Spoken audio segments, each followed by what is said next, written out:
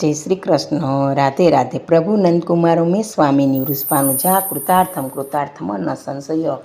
શ્રી વલ્લભના સર્વે લાડીલા વિષ્ણુને મારા ચાચાથી જય શ્રી કૃષ્ણ. હવે વાલા વિષ્ણુ, આજના પુષ્ટિ પ્રસંગમાં આપણે વ્રજયાત્રા શા માટે, એટલે કે આપણે વ્રજયાત્રા કરવા માટેનું કારણ શું અને શા માટે કરવી જોઈએ. કારણ કે આ કળિયુગમાં આપણે જેટલા વ્રત જપ તપ કરીએ સાધન ઓછું પડે છે, એટલે વ્રજયાત્રા કરીએ એટલે એ તો કૃષ્ણની લીલાનો સ્વાનુભવ થાય છે, પ્લસ કૃષ્ણ પ્રત્યે વધારે પ્રેમ ભક્તિ આસક્તિ વધે છે. એ આ પ્રસંગમાં આપણે જોઈએ કે આપણા પ્રભુ શ્રી આચાર્ય ચરણ શ્રીમદ વલ્ભાચાર્યજીએ કૃષ્ણાશ્રય સ્ત્રોત્રમાં સ્પષ્ટ આજ્ઞા કરી છે કે આ ઘોર કળિયુગમાં રસેશ્વર પૂર્ણ પુરુષોત્તમ શ્રી કૃષ્ણને પામવા માટેના વિવિધ સાધનો વ્રત જપ તપ મંત્ર તીર્થ ઇત્યાદિ નિષ્ફળ થયા છે અને સર્વત્ર પાખંડની જ પ્રચુરતા વધી ગઈ છે. એટલે પાખંડે પ્રચુરે લોકે કૃષ્ણ એવ ગતિર્મમાં આપણે આ સર્વોત્તમમાં ગાઈએ છીએ કૃષ્ણાશ્રયમાં. તો એવી રીતના પાખંડની પ્રચુરતા વધી ગઈ છે. ત્યારે કૃષ્ણ એવ ગતિર્મમાં સિર્ફ કૃષ્ણ જ મારા જીવનની એકમાત્ર ગતિ છે. અર્થાત શ્રી કૃષ્ણના અનુગ્રહ સિવાય કોઈ પણ સાધન દ્વારા નિસાધન જીવનો ઉદ્ધાર સંભવ જ નથી. વાલા વિષ્ણુ, આપણે સૌ જાણીએ છીએ કે શ્રી કૃષ્ણ પ્રભુ કૃપા કરે ત્યારે જ આપણો ઉદ્ધાર થાય છે. એટલે અનુગ્રહ, એની કૃપા, એની દ્રષ્ટિ, એ બધું જરૂરી છે. શ્રી કૃષ્ણનો અનુગ્રહ જીવ પર ત્યારે જ થઈ શકે કે જ્યારે તેને શ્રી કૃષ્ણ પ્રત્યે નિર્વ્યાજ પ્રેમ ઉદ્ભવે. એવા ભગવત પ્રેમને પ્રગટ કરવા અને તેને જાગૃત રાખવા જીવે સતત શ્રવણ કીર્તન અને ભગવત સેવા કરવી જોઈએ. જો વાલા વિષ્ણુ, આપણે પ્રભુ પ્રત્યે પ્રેમ દાખવવા માટે બધું કરવું જોઈએ, જેવો ઉદ્ધવે કર્યો છે નિર્વ્યાજ પ્રેમ તેવો. તો શ્રી મહાપ્રભુજીએ પણ આજ્ઞા કરી છે કે કૃષ્ણ સેવા સદા કાર્યા અને સ્મરણ ભજન ચાપી ન ત્યાજ્યમ. એટલે તેમ કરતાં પ્રેમ પરિપુષ્ટ થતાં જીવન આસક્તિ અને વ્યસન દશાની કક્ષાએ પહોંચી શકે છે. શ્રી કૃષ્ણની દશાવિધ લીલાઓનું કથા શ્રવણ અને સતત તેનું સ્મરણ આ માટે આવશ્યક છે. વ્રજ એ ભગવાનની એ લીલાઓનું ઉદ્ગમ સ્થાન છે. આજે પણ ભૂતલ ઉપરના એ ગોલોક ધામમાં પ્રભુએ નિત્ય લીલા કરી રહ્યા છે, કારણ કે ભગવાનની તે લીલા સ્થળી છે. ભગવાનના પાઠ પંકજ રેણુથી તેની ભૂમિ પણ અલૌકિક બની છે, જેના પ્રભાવથી જીવને પ્રપંચની વિસ્મૃતિપૂર્વક ભગવત અનુગ્રહની અનુભૂતિ થાય છે. તેથી રથયાત્રા કરવાનો મુખ્ય હેતુ આનંદ કંદ પ્રભુ શ્રી કૃષ્ણચંદ્રના પરમ પુનિત લીલા સ્થળના દર્શન કરી તે લીલાઓના અવગાન દ્વારા પોતાના ભગવદ ભાવને પુષ્ટ કરવાનો છે. એટલે આપણે જેટલો બને એટલો ભગવત ભાવ આપણે વાલા વિષ્ણુ પુષ્ટ કરીએ એટલે લીલાસ્થળનું દર્શન કરીને આપણામાં વધારે પ્રેમ ભક્તિ આવે છે. પગે ચાલીને હવે યાત્રા કરવાથી તાપ ટાઢ અને વૃષ્ટિને સહન કરી વ્રજભૂમિના ખેતરોમાં નિવાસ કરવાથી અને સંકલ્પપૂર્વક વ્રજયાત્રાના નિયમોનું પાલન કરવાથી દેહાદમન તેમજ ઇન્દ્રિય દમન રૂપી આધ્યાત્મિક તપસ્યા પણ આપોઆપ થઈ જાય છે. જો વાલા વિષ્ણુ, આપણે વ્રજભૂમિમાં જઈએ પગે ચાલીને યાત્રા કરીએ એટલે આપણે ઠંડી પણ હોય તો સિઝન ઠંડી લાગે, તાપ લાગે અને ક્યારેક વરસાદ પણ આવે છે, બધું સહન કરીએ એટલે આપણે ઇન્દ્રિયનું દમન થઈ જાય છે, દેહનું પણ દમન થઈ જાય છે. એટલે આપણું સ્વાભિમાન જતું રહે છે અને આપણે એકદમ નિસ્વાર્થ પ્રેમવાળા થઈ જાય છે અને પ્રભુ પ્રત્યે આસક્તિ રાખતા થઈએ છીએ.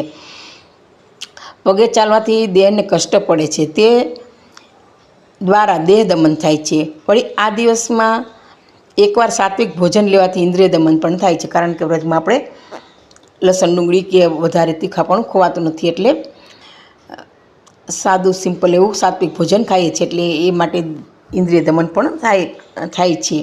વળી ખુલ્લે પગે ચાલવાથી વ્રજની પવિત્ર રથ સાથે આપણો સંબંધ પણ બંધાય છે અને અહર્નિશ પ્રભુના ગુણગાન ગાતા તથા સત્સંગ કરતા જે સમય વ્યતીત થાય છે તેટલા સમયમાં સંસારના પ્રપંચની વિસ્મૃતિ થઈ ભગવાનમાં આસક્તિ પણ આવે છે. જો વાલા વૈષ્ણવ, પગે ચાલીને આપણે કરીએ એટલે તો આપણા પગ છે વ્રજભૂમિને ટચ થાય છે, એટલે આપણામાં વાઇબ્રેશન ભક્તિના આવે છે અને આપણામાં વ્રજરજ ચોટે છે. અને પ્લસ સાયન્ટિસ્ટ રીઝન જોઈએ તો બ્લડ સર્ક્યુલેશન ડાયરેક્ટ ચપ્પલ વિના એમને ખુલ્લા પગથી ચાલવાથી શરીરમાં બ્લડ સર્ક્યુલેશન પગ દ્વારા આખા બોડીમાં માઇન્ડ સુધી પહોંચે છે. એટલે બંને કારણો ખૂબ જ વ્યાજબી છે. એટલે આવી રીતના અને જેટલો સમય આપણે વ્રજયાત્રા કરીએ ત્યાં સુધી ભગવાનના કીર્તન ગાઈએ, ભગવાનની વાતો કરીએ છીએ તો આપણે સંસારની વિસ્મૃતિ થઈ જાય છે. મનમાં કે બીજાની વાતો કરવાનું બંધ થઈ જાય છે.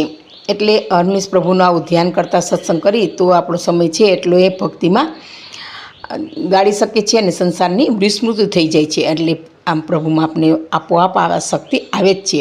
હવે ભાગવતજીના દસમ સ્કંદમાં સુબુદ્ધજીનીમાં શ્રી મહાપ્રભુજી આ વાત કહી છે. આપ શ્રી આજ્ઞા કરે છે પ્રપંચ વિસ્મૃતિ પૂર્વક ભગવત શક્તિ. એ જ વ્રજયાત્રાની ફળશ્રુતિ છે. એટલે વ્રજયાત્રા કરવા માટેના મેઇન કારણ ગણી શકાય. કે વ્રજયાત્રાનો અન્ય એક હેતુ પણ છે. જો વાલા વૈષ્ણવ આપણે આગળ જોઈએ કે જગતના દરેક ધાર્મિક ધર્મોમાં અને ધાર્મિક સ્થળોમાં તીર્થયાત્રા કરવાનો મહિમા આપણે જોઈએ જ છીએ. સૌ વૈષ્ણવો યથાસંભવ પોતાના જીવનકાળ દરમિયાન શક્ય હોય તો બધા જ તીર્થોની મુલાકાત લઈ પાવન થવા ઈચ્છે છે. વ્રજભૂમિનું એ વિશેષ મહત્ત્વ છે કે ભારતના બધા જ તીર્થો આધિદૈવિક સ્વરૂપે વ્રજમાં વાસ કરે છે અને વ્રજયાત્રા કરનારને તે તીર્થો વ્રજયાત્રીને યાત્રાનું ફળ આપે છે. એટલે આધિદૈવિક સ્વરૂપે જે બધા પ્રભુ છે ત્યાં દેવતા લોક વસે છે એટલે આપણે યાત્રાનું ફળ આપે છે. હવે શાશ્વત કલ્પની વાત છે ત્યારે સ્વયં પૂર્ણ પુરુષોત્તમ પરબ્રહ્મ શ્રી કૃષ્ણનું પ્રાગટ્ય થયું હતું. કંસે મોકલેલા અનેક અસુરોમાં વૃષાસુર બળદનું રૂપ લઈને આવ્યું હતું. શ્રી કૃષ્ણે આ વૃષભાનસુરનો વધ પણ કર્યો હતો. અને સખામંડળ તો કહે છે કે કાના તને તો ગૌવંશ હત્યાનું પાપ લાગ્યું છે, તારે તેનું પ્રાયશ્ચિત તો કરવું જ પડશે. શ્રી સ્વામીજી પણ આ વાત દોહરાવીને કહે છે કે ગૌ હત્યાના પ્રાયશ્ચિત માટે પગે ચાલીને બધા તીર્થોની યાત્રા કરવાનું શાસ્ત્રમાં વિધાન છે, તમારે તેમ કરવું જ જોઈએ. શ્રી વૃષભાન નંદિનીજીની આજ્ઞા ટાળી કેમ શકે કૃષ્ણ? શ્રી કૃષ્ણે કહ્યું કે ભલે હું તીર્થયાત્રાએ જઈશ, પરંતુ એટલા લાંબા સમય સુધી તમારો વિયોગ કેમ સહન થઈ શકશે? તો શ્રી સ્વામીજી કહે છે કે મારી પણ તે જ વ્યથા છે, હું પણ તમારા વિના કેવી રીતે રહી શકીશ? કારણ કે રાધા કૃષ્ણની પ્રીત જેવી હતી, એકબીજા વિના રહી શકતા નહોતા. તો કે કૃષ્ણ તમે જશો તો અમે પણ કેવી રીતના રહી શકશું? સખાઓ પણ કહે છે અમે તને એમ નહીં જવા દઈએ. તો શ્રી ચંદ્રાવલીજી વિનંતી કરે છે કે પ્રભુ ધર્મ પણ સચવાય અને તમારો અને અમારો વિયોગ પણ ન થાય એવો રસ્તો કાઢો. આપ તો સર્વજ્ઞ કરતું મન્યતા કરતું સામર્થ્ય યુક્ત છો પ્રભુ, ચતુર સુજાણ છો. શ્રી યમુનાજીએ રસ્તો બતાવ્યો કે હે પ્રભુ આપ સર્વ તીર્થોમાં જાઓ, તેના કરતાં બધા જ તીર્થોના વ્રજમાં બોલાવી લઈએ તો આપનો ધર્મ પણ સચવાશે અને વ્રજવાસીને આપનો વિયોગ પણ થશે નહીં.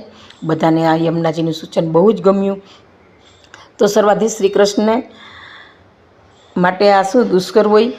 સર્વ કોઈના તેમને આધીન છે. બસ આજ્ઞા કરી અને સર્વ તીર્થો હાજર થઈ ગયા અને વ્રજના વિવિધ સ્થળોએ ગોઠવાઈ ગયા. જો વાલા વૈષ્ણવ આપણે ચાહીએ છીએ કે ખાલી એક વ્રજ બધા ગંગોત્રી, યમનોત્રી, કેદારનાથ, બદ્રીનાથને 4 ધામ ગણે છે, પરંતુ વ્રજમાં બદ્રીનાથ, કેદારનાથ, ગંગોત્રી, યમનોત્રી, શ્રીનાથજી, નાથદ્વારા મંદિર, માનસી ગંગા એકો એક વ્રજના સ્થળ વ્રજમાં આવીને વસ્યા છે. એક સ્થળ એટલે વ્રજને આપણે વ્રજ ફરી લઈએ તો બીજે કશે જવાની જરૂર રહેતી નથી.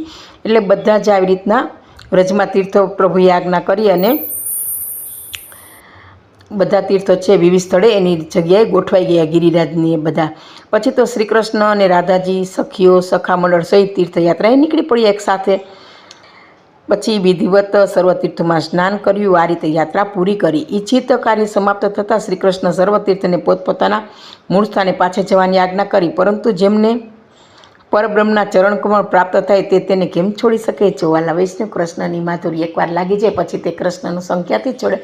તીર્થ કૃષ્ણે સખા સાથે સ્વામીજી સાથે યમુનાજી સાથે બધે યાત્રા કરી તો એનો ચરણ સ્પર્શ થયો. તો કૃષ્ણએ તીર્થયાત્રા પૂરી કરી લીધી પગપાળા. એટલે કહે છે હવે તીર્થ તમે તમારા સ્થાને જાઓ. તો બધા કહે પ્રભુ તમારા ચરણ કમળ પ્રાપ્ત થઈ, હવે બીજે છોડીને તમને છોડીને જતાં અમારો જીવ ચાલે? અમે તો અહીંયા જ રહીશું. તીર્થસ્થળે પણ પોતાના નિત્ય વ્રજવાસ માટે વિનંતી કરી.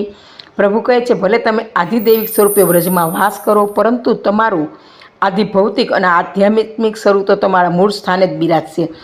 એટલે જીવોનું અનેક કલ્યાણ કરશે. અને બસ ત્યારથી સર્વ તીર્થો આધિદૈવિક સ્વરૂપે વ્રજમાં વાસ કરે છે અને વ્રજયાત્રા કરનારને આ તીર્થની યાત્રાનું ફળ આપે જ છે.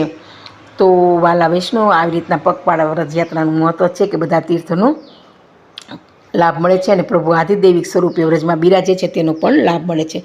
તો વાલા વૈષ્ણવ મારો આ પ્રસંગ પૂરો થાય છે. બોલો શ્રી ગિરિરાધરણ કી જય, શ્રી વલ્લભાધીશ કી જય, શ્રી ગુસાઈજી પરમ દયાલ કી જય, શ્યામ સુંદર શ્રી એમની મહારાણી કી જય. જય શ્રી ગોકુલેશ. આજનો આ પ્રસંગ શ્રી ઠાકોરજીના ચરણોમાં અર્પણ કરું છું. ને આ પ્રસંગ કે અમારી ક્યાંય ભૂલ રહી ગઈ હોય તો પુષ્ટિ રસની દાસીને ક્ષમા કરશો. જી સર્વે વાલા વૈષ્ણવને જય શ્રી કૃષ્ણ, જય શ્રી કૃષ્ણ.